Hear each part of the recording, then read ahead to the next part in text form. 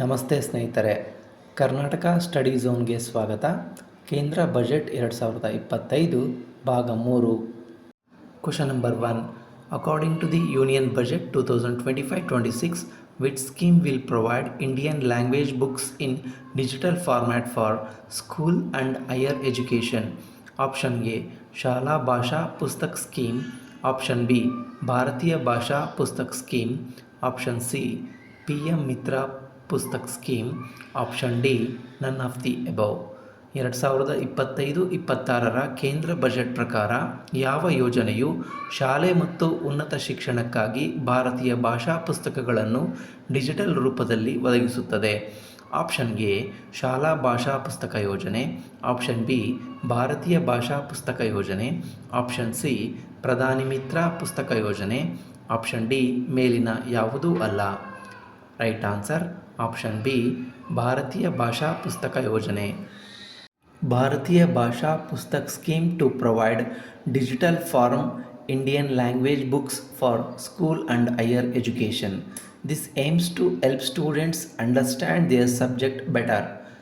ಶಾಲೆ ಮತ್ತು ಉನ್ನತ ಶಿಕ್ಷಣಕ್ಕಾಗಿ ಭಾರತೀಯ ಭಾಷಾ ಪುಸ್ತಕಗಳನ್ನು ಡಿಜಿಟಲ್ ರೂಪದಲ್ಲಿ ಒದಗಿಸಲು ನಾವು ಭಾರತೀಯ ಭಾಷಾ ಪುಸ್ತಕ ಯೋಜನೆಯನ್ನು ಜಾರಿಗೆ ತರಲು ಪ್ರಸ್ತಾಪಿಸುತ್ತೇವೆ. ವಿದ್ಯಾರ್ಥಿಗಳು ತಮ್ಮ ವಿಷಯಗಳನ್ನು ಚೆನ್ನಾಗಿ ಅರ್ಥ ಮಾಡಿಕೊಳ್ಳಲು ಸಹಾಯ ಮಾಡುವ ಗುರಿಯನ್ನು ಇದು ಹೊಂದಿದೆ. Viksit Bharat budget 2025 Investing in People Education, Bharatiya Bhasha Pustak Scheme will be launched to provide digital form Indian language books for school and higher education. Question number 2. According to the Union Budget 2025-26, which healthcare scheme will be provided to gig workers? Option A Pradhana Mantri Suraksha Bima Yojana, Option B Ayushman Bharat Yojana, option C ರಾಷ್ಟ್ರೀಯ ಸ್ವಾಸ್ಥ್ಯ Bima Yojana, option D PM Jan ಆರೋಗ್ಯ ಯೋಜನಾ. Union budget 2025-26 ಪ್ರಕಾರ gig ಕಾರ್ಮಿಕರಿಗೆ ಯಾವ ಆರೋಗ್ಯ ರಕ್ಷಣೆ ಯೋಜನೆಯನ್ನು ಒದಗಿಸಲಾಗುತ್ತದೆ? ಆಪ್ಷನ್ ಎ ಪ್ರಧಾನಮಂತ್ರಿ ಸುರಕ್ಷಾ ಬಿಮಾ ಯೋಜನಾ, ಆಪ್ಷನ್ ಬಿ ಆಯುಷ್ಮಾನ್ ಭಾರತ್ ಯೋಜನೆ, ಆಪ್ಷನ್ ಸಿ ರಾಷ್ಟ್ರೀಯ ಸ್ವಾಸ್ಥ್ಯ ಬಿಮಾ ಯೋಜನೆ, ಆಪ್ಷನ್ ಡಿ ಪ್ರಧಾನಮಂತ್ರಿ ಜನ್ ಆರೋಗ್ಯ ಯೋಜನೆ. ರೈಟ್ ಆನ್ಸರ್ ಆಪ್ಷನ್ ಡಿ ಪ್ರಧಾನಮಂತ್ರಿ ಜನ್ ಆರೋಗ್ಯ ಯೋಜನೆ. Social security scheme for welfare of online platform workers. Gig workers of online platform provide great dynamism to the new age service economy. Recognizing their contribution, our government will arrange for their identity cards and registration of eSharm portal. They will be provided healthcare under PM Jan Arogya Yojana. This measure is likely to assist nearly 1 crore gig workers. Online platform ಕಾರ್ಮಿಕರ ಕಲ್ಯಾಣಕ್ಕಾಗಿ ಸಾಮಾಜಿಕ ಭದ್ರತಾ ಯೋಜನೆ. Online ಪ್ಲಾಟ್ಫಾರ್ಮ್ಗಳ gig ಕಾರ್ಮಿಕರು ಹೊಸ ಯುಗದ ಸೇವಾ ಆರ್ಥಿಕತೆಗೆ ಉತ್ತಮ ಚೈತನ್ಯವನ್ನು ಒದಗಿಸುತ್ತಾರೆ. ಅವರ ಕೊಡುಗೆಗಳನ್ನು ಗುರುತಿಸಿ ನಮ್ಮ ಸರ್ಕಾರವು ಅವರ ಗುರುತಿನ ಚೀಟಿಗಳು ಮತ್ತು ಇಶ್ರಾಮ್ ಪೋರ್ಟಲ್ನಲ್ಲಿ ನೋಂದಣಿಗೆ ವ್ಯವಸ್ಥೆ ಮಾಡುತ್ತದೆ. ಅವರಿಗೆ ಪ್ರಧಾನಮಂತ್ರಿ ಜನ ಆರೋಗ್ಯ ಯೋಜನೆಯಡಿ ಆರೋಗ್ಯ ಸೇವೆ ಒದಗಿಸಲಾಗುವುದು. ಈ ಕ್ರಮವು ಸುಮಾರು 1 ಕೋಟಿ ಗಿಗ್ ಕಾರ್ಮಿಕರಿಗೆ ಸಹಾಯ ಮಾಡುವ ಸಾಧ್ಯತೆಯಿದೆ. Viksit Bharat budget 2025 Empowering nearly 1 crore gig workers. Registration of gig workers will be done on eShram portal. They will also be provided health care under PM Jan Arogya Yojana. Delivery ಬಾಯ್ಗಳಿಗೆ ವಿಮೆ ಯೋಜನೆ ಜಾರಿ, 2 ಲಕ್ಷ ವಿಮೆ ಜಾರಿ, 2 ಲಕ್ಷ ಅಪಘಾತ ಪರಿಹಾರ. Question number 3.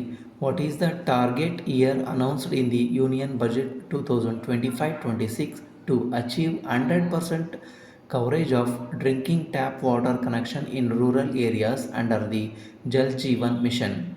Jal Jeevan mission ಅಡಿಯಲ್ಲಿ ಗ್ರಾಮೀಣ ಪ್ರದೇಶಗಳಲ್ಲಿ ಕುಡಿಯುವ ನೀರಿನ ನಲ್ಲಿ ಸಂಪರ್ಕಗಳ 100% ವ್ಯಾಪ್ತಿಯನ್ನು ಸಾಧಿಸಲು 25-26 ಕೇಂದ್ರ ಬಜೆಟ್ನಲ್ಲಿ ಘೋಷಿಸಲಾದ ಗುರಿ ವರ್ಷ ಯಾವುದು? Option A 2026, option B 2028, option C 2030, option D ಮೇಲಿನ ಯಾವುದೂ ಅಲ್ಲ. Right answer option B 2028. Jal Jeevan Mission launched in 2019. 15 crore households representing 80% of India's rural population have been provided access to potable tap water connections.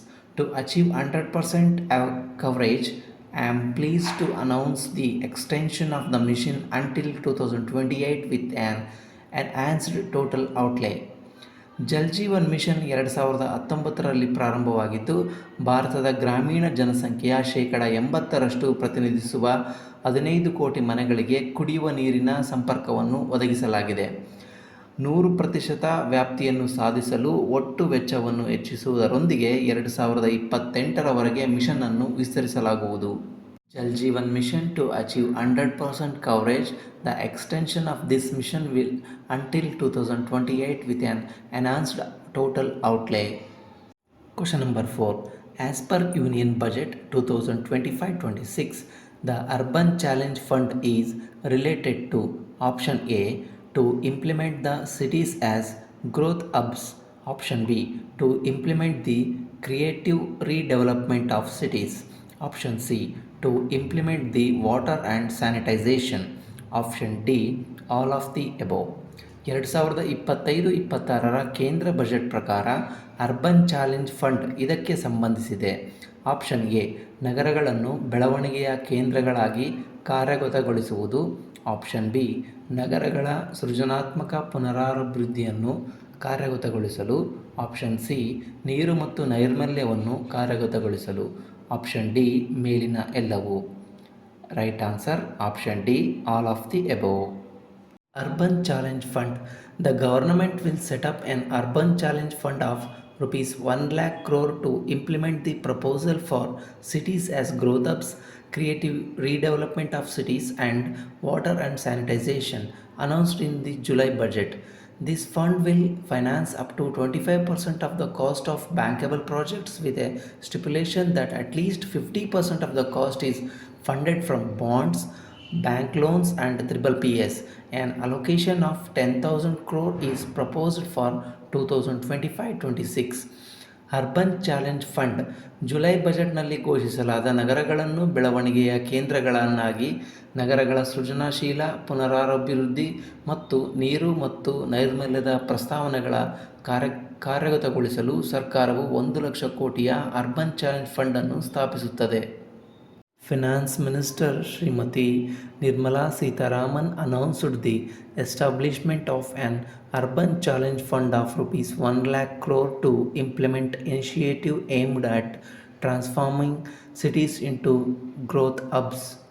According to the Union Budget 2025-26, from which year will Small Modular Reactor SMRs will be operationalized under the Nuclear Energy Mission.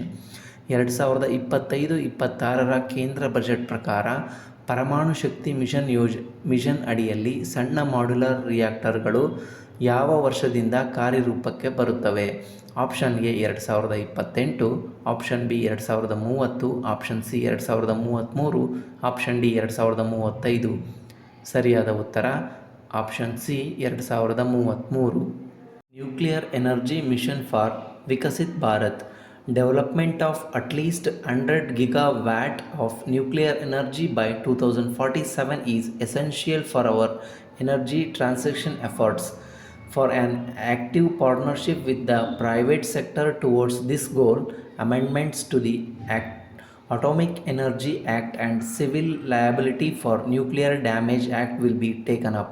A nuclear energy mission for research and development of small modular reactor SMR with an outlay of 20,000 crore will be set up. At least 5 indigenously developed SMRs will be operationalized by 2033. Viksit ಭಾರತಕ್ಕಾಗಿ ಪರಮಾಣು ಶಕ್ತಿ mission 2047ರ ವೇಳೆಗೆ ಕನಿಷ್ಠ 100 gigawatt ಪರಮಾಣು ಶಕ್ತಿಯ ಅಭಿವೃದ್ಧಿ ನಮ್ಮ ಶಕ್ತಿ ಪರಿವರ್ತನೆಯ ಪ್ರಯತ್ನಗಳಿಗೆ ಅವಶ್ಯಕವಾಗಿದೆ. ಸಣ್ಣ ಮಾಡ್ಯುಲರ್ ರಿಯಾಕ್ಟರ್ಗಳು SMR ಸಂಶೋಧನೆ ಮತ್ತು ಅಭಿವೃದ್ಧಿಗಾಗಿ 20,000 ಕೋಟಿ ವೆಚ್ಚದಲ್ಲಿ ಪರಮಾಣು ಶಕ್ತಿ ಮಿಷನ್ ಸ್ಥಾಪಿಸಲಾಗುವುದು. 2033ರ ವೇಳೆಗೆ ಕನಿಷ್ಠ 5 ಸ್ಥಳೀಯವಾಗಿ ಅಭಿವೃದ್ಧಿಪಡಿಸಲಾದ SMRಗಳನ್ನು ಕಾರ್ಯಗತಗೊಳಿಸಲಾಗುವುದು. A nuclear energy mission for research and development of small modular reactor with an outlay of 20,000 crore will be set up. At least 5 indigenously developed small modular reactor will be operationalized by 2033. Srimati Nirmala Sitharaman, Union Finance Minister. Thanks for watching Karnataka Study Zone. Please like, share and subscribe our channel. Thank you, one and all.